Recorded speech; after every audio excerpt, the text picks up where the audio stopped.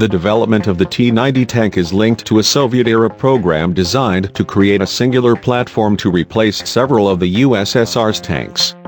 During the Cold War, the Soviet military relied on competing firms to design and produce rival tank designs including the T-64, T-72 and T-80. In the years leading up to the dissolution of the USSR, tank production dwindled across the country.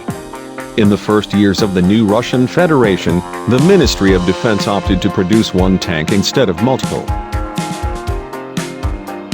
T-90 featured a more reliable engine than its T-80 competitor, making it the MBT of choice for Russia's Ministry of Defense. Additionally, the T-80 performed very poorly in the Chechnya conflict, making the platform quite the embarrassment for the Kremlin. In addition to its more advanced V84 milliseconds multi-fuel engine, the T-90 included several improvements over its predecessors. The T-80's fire control system was incorporated into the platform, which is smaller in size and has a greater operational range than some of its counterparts. The ProRev 3 T-90M is the latest iteration of the tank. Perhaps the most important improvement this variant possesses is its relic built-in explosive reactive armor, which shields the vehicle from tandem warheads and other projectiles. This secondary armament consists of a 12.7mm or 7.62mm machine gun.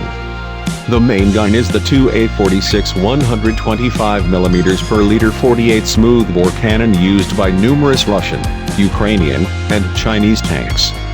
The primary cannon and its variations are estimated to be superior to the RH-120L/44 120mm smoothbore installed on the German Leopard 2 because they can shoot projectiles up to 4,000 meters, that is, 500 meters further than the German gun.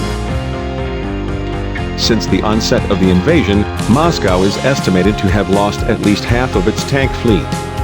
Many of Russia's MBTs have been destroyed by enemy fire, captured by Ukrainian troops, or simply left behind by ill-equipped soldiers.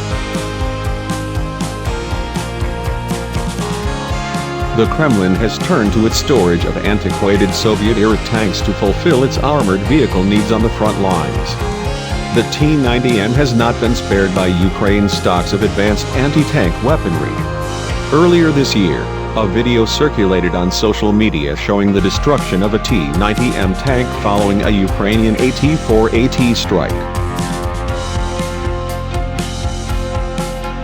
According to Ukraine Weapons Tracker, a popular outlet that tracks the trajectory of the Ukraine invasion, that strike occurred near Novosibirsk, in Luhansk Oblast. Other reports have suggested that fleeing Russian troops have left behind heavy weapons, including T-90 MBTs that the Kremlin considers to be top of the line. Ukrainian officials have even mocked the generosity of the Russian Federation by posting imagery of their newly acquired T-90 MBTs on social media. Regardless of the T-90M's track record in Ukraine so far, the Kremlin is counting on its most advanced battle tank to counter Ukraine's own fleet effectively. NATO member states have pledged a variety of modern tanks to Ukraine in recent months, including M1 Abrams, Challenger and Leopard 2 tanks. Once Western MBTs arrive in Kyiv, Moscow's armored core will be in trouble.